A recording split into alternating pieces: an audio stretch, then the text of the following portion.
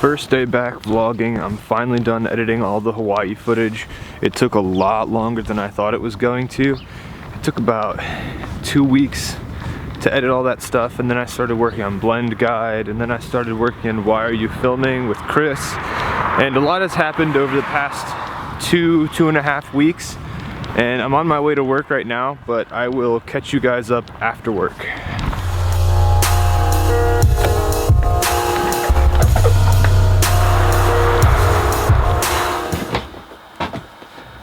Alright, this feels good. I haven't been in this chair talking to this camera in a while. This feels good. Like I was saying earlier, a lot has happened in the past two and a half weeks since I was editing those Hawaii videos. I didn't really have a chance to keep up to date on the daily videos, so I'm just gonna catch everyone up. I hit 1,000 subscribers while I was in Hawaii. Thank you guys. I recently just checked and I have like 1,200. No idea how that happened, but I appreciate it, thank you. I should probably make a welcome video to my channel so people know what it's about. You can go to the About section on my channel to kind of figure it out for now, but that's on the list of things to do somewhere in here. Also, I got a label maker. This might not sound very profound to a lot of people, but I have a lot of stuff and a lot of stuff that needs to be labeled and tracked, like batteries, tapes, my old tapes. I'm really guilty of putting duct tape on stuff and then just writing with permanent marker or whatever markers around on it. So a label maker is a little more of a concrete thing to have. I actually I got the cheapest one that you can buy on Amazon. It had good reviews, so it's been working out pretty well so far. I've done a couple batteries, a couple boxes, and my hard drives. Those are the biggest thing that I don't want the information to wipe off of that duct tape. And I didn't know how to keep everything the same because there's so many options on this thing. I just want, like, if I could just strip out all the options and just keep one, it would be this one. I had no idea how to remember this setting, just 12 point all caps. And I was like, well, I could label my label maker, so I did. Another thing that happened, Ashley's video that she put on YouTube of me opening the surprise that we're going to Hawaii, that got picked up by this viral video newscast. It sounded kind of spammy at first until I googled it, and it was right this minute, and this woman Gail was emailing Ashley and I, and she was asking for more footage, so I gave her some of that from some of my videos, and they turned it into like this 30-second to a minute clip with like sound effects and like graphics and all this stuff.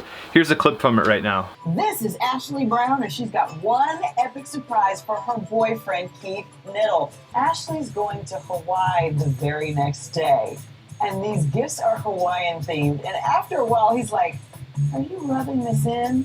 That's cool. So Zach Galifianakis gets to go to Hawaii. Pretty much, the Zach Galifianakis lookalike. I don't look like Zach Galifianakis, alright? I don't know who thought that was a good idea, but I don't know, we're two different people. If someone knows Zach Galifianakis, please send this video to him, and I want to get his response if I actually look like him. I don't think we do. I don't know, at least it wasn't like Carrot Top. That's the easiest one that would go to, just because we both have red hair. But Zach Galifianakis, that one's out there. That was pretty random, but that was cool. I enjoyed that. That was funny. After that, I started working on whyareyouFilming.com, and I was working with Chris, and Chris sketched out all this stuff, and he is a really good hand lettering, like he illustrates things really well in a certain style. And I said, I want this in this style, in this shape, and he's like, alright, I know immediately how to interpret this. And he sent me an email with a fully vectored logo, and it is exactly what I wanted. But there's one huge problem, and it's totally on me. I guess I guess this is just like a crazy case, but people asked me, why are you filming, a lot, and ever since I bought that domain, why are you filming, no one has asked me that anymore, and it's what are you filming. So I'm kind of like panicking lately, like I wish I had these cards to give out to help, but I'm glad I didn't get them printed yet because they would have said, why are you filming?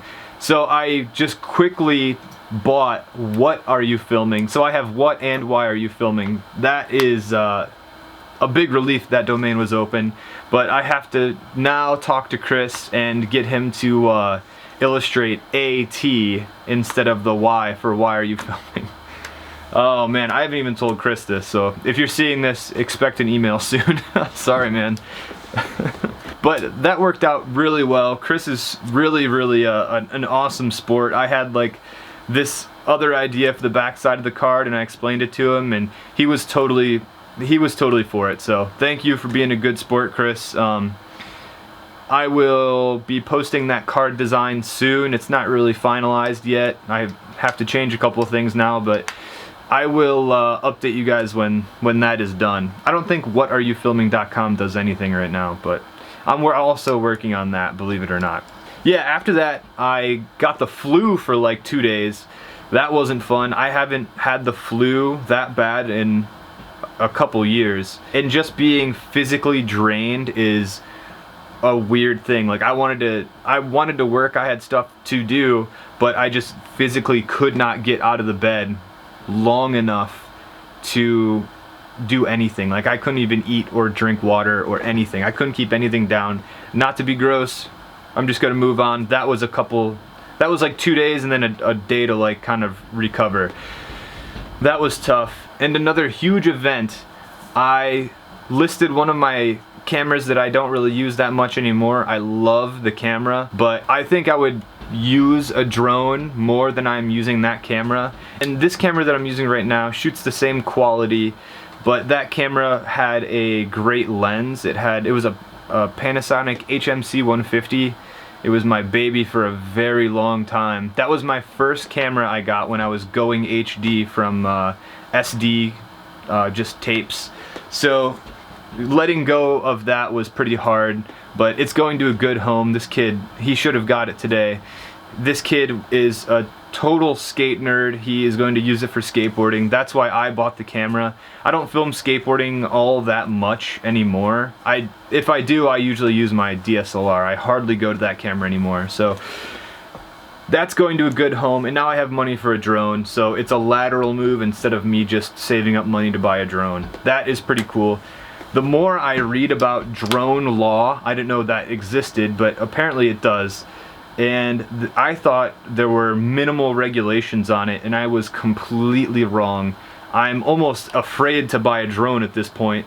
I'm glad I checked out the restrictions before I just bought this drone, because there are so many caveats to flying. I mean, as of right now, people are not allowed to use them for commercial use without an exemption 333, and I don't know what I'm talking about. This is all just podcast stuff, so don't listen to me.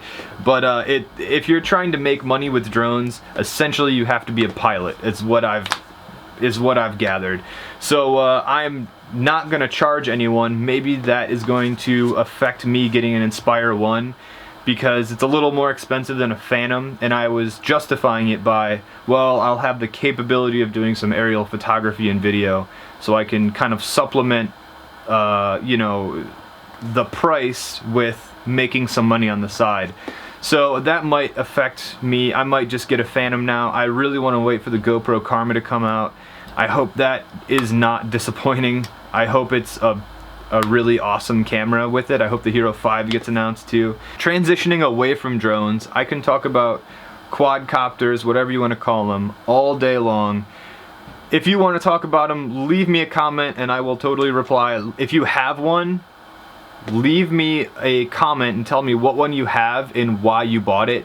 I could be swayed with the Phantom or the Inspire, or if the Karma is good enough, I could go with that. But leave me a comment and let me know if they're even legal to fly anymore. I've read so many regulations that I feel like I don't want to mess with it and get sued. So transitioning away from that now. Cards Against Humanity finally got Night 7 and Night 8 in.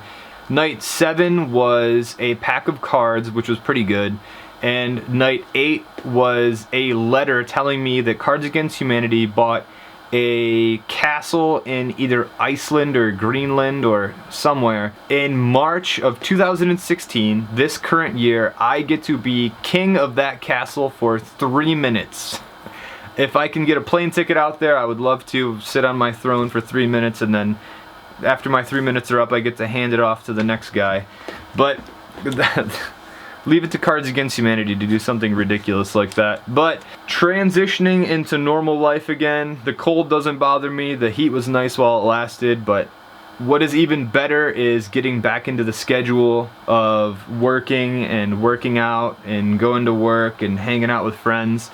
I'm actually going to go to the gym right now. I worked out like 3 days ago, and that was like the first time I worked out in a while, and I completely just walked away from it and came back thinking that I could start off where I left off, and it was not the case. Like I said, I worked out like 3 days ago and I'm still sore. So I'm gonna go try to run through that, get some stuff done at the gym, but it might be a tough day today. Yeah, I haven't been vlogging much, but it feels good to get back into it, so I'll see you guys later.